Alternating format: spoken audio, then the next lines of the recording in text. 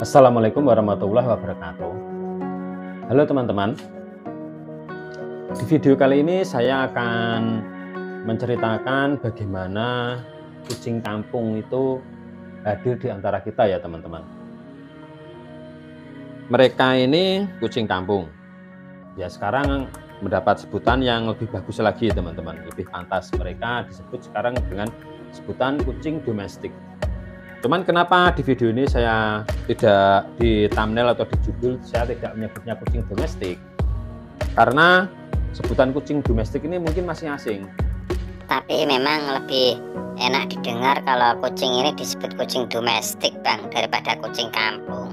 Iya, tapi lidah saya itu sulit untuk bilang domestik. Lah itu bisa, Bang. Kan ini buat contoh. Di dunia ini mungkin ada banyak sekali jenis ras kucing ya teman-teman. Mungkin ada ratusan mungkin jenis kucing. Namun yang kita ketahui secara awam saja, tidak usah terlalu detail. Kalau terlalu detail kita akan rumit untuk maknanya. Walaupun ada banyak ribuan jenis kucing, tapi tetap terbagi menjadi dua, yaitu kucing ras dan kucing kampung. Itu aja biasanya. Apapun itu jenisnya, entah itu kucing Anggora, Persia, terus apalagi itu yang namanya susah-susah, itu kita pasti menyebutnya itu kucing ras. Nah, yang kayak gini kita menyebutnya kucing domestik. Cuman itu istilahnya masih terlalu baru.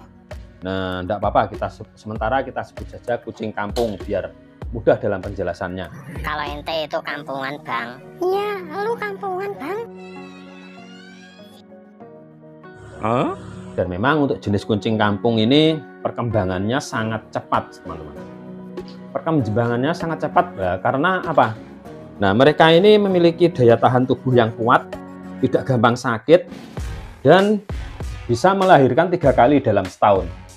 Sekali melahirkan bisa 3 sampai 6 anak itu. Jadi perkembangannya sangat cepat populasinya. Dan karena mereka ini dikenal sebagai hewan yang sangat tangkas dalam berburu, dalam membasmi hama tikus, banyak dijadikan peliharaan oleh para manusia dan para petani pada umumnya.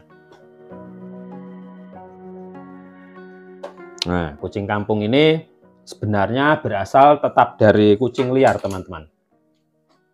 Ratusan atau bahkan ribuan tahun yang lalu itu, sebelum manusia mengenal bercocok tanam dan berternak, mereka itu cenderung lebih suka berburu. Ya, maksudnya mereka itu cenderung berburu dan mengambil bahan makanan dari alam sekitar. Mereka biasanya berburu dan makan buah-buahan.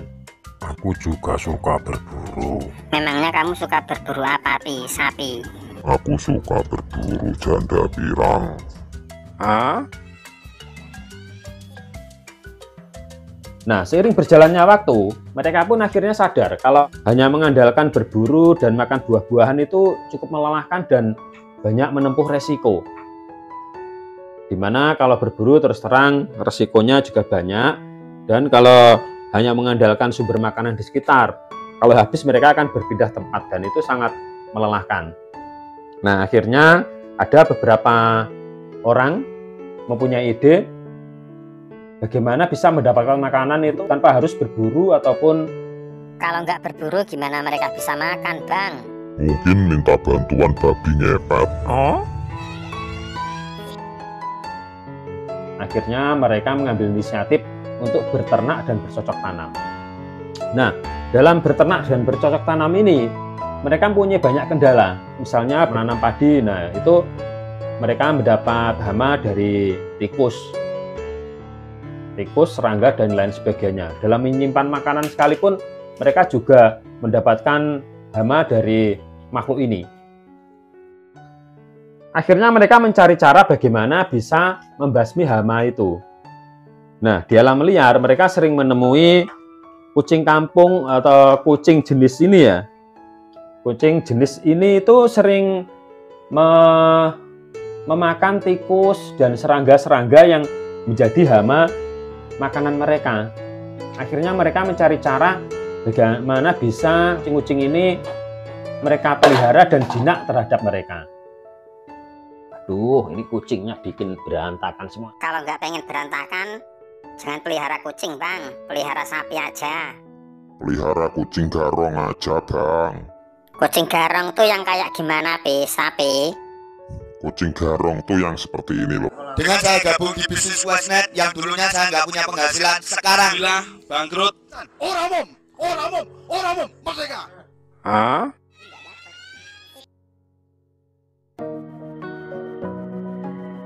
Akhirnya ada beberapa orang itu mencari mereka yang masih anak-anak. Jadi mereka masuk ke sarang kucing dan kemudian mengambil anak-anaknya, mereka pelihara di rumah supaya nurut mereka. Dan ternyata cara ini cukup efektif. Setelah mereka besar dan nurut dengan manusia, mereka-mereka ini banyak memakan tikus dan memburu hama-hama yang menjadi masalah bagi para manusia.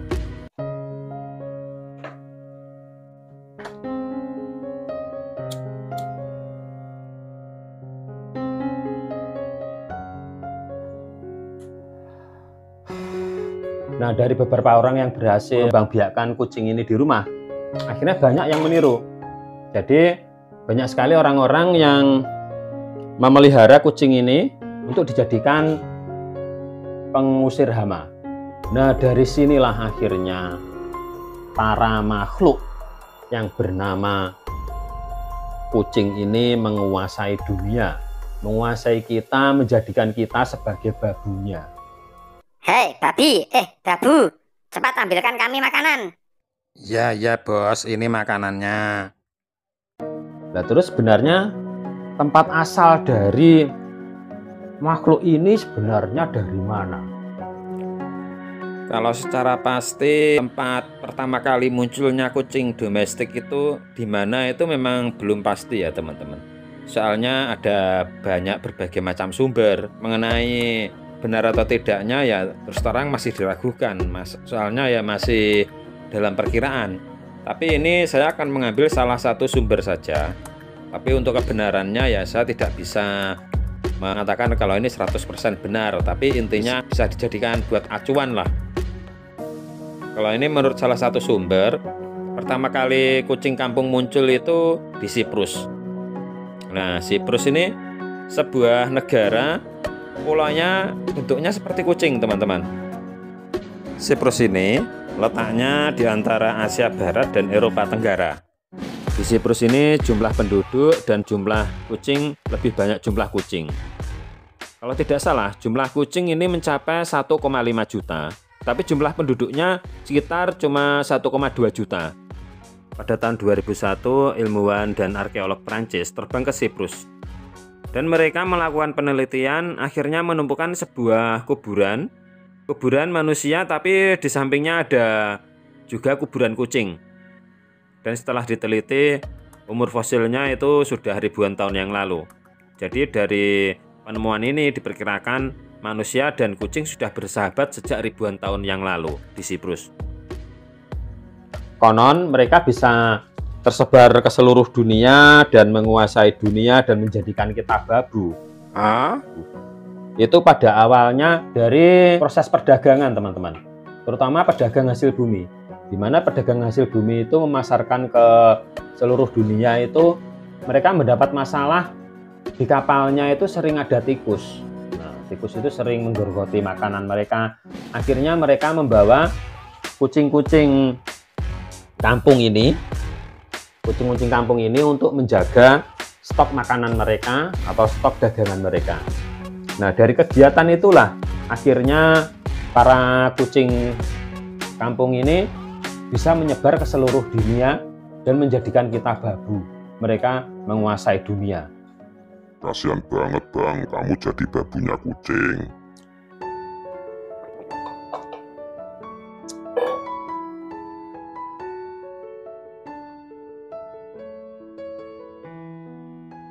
Nah, mungkin cukup sampai di sini ya teman-teman. Saya bercerita bagaimana asal-usul para komodo ini.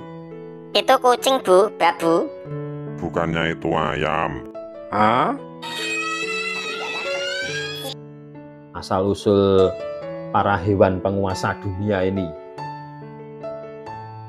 Sekian dan terima kasih, semoga bermanfaat. Dan jika teman-teman menyukai video ini, saya berterima kasih sekali jika mau menekan tombol like dan subscribe di video saya ini. Wassalamualaikum warahmatullahi wabarakatuh.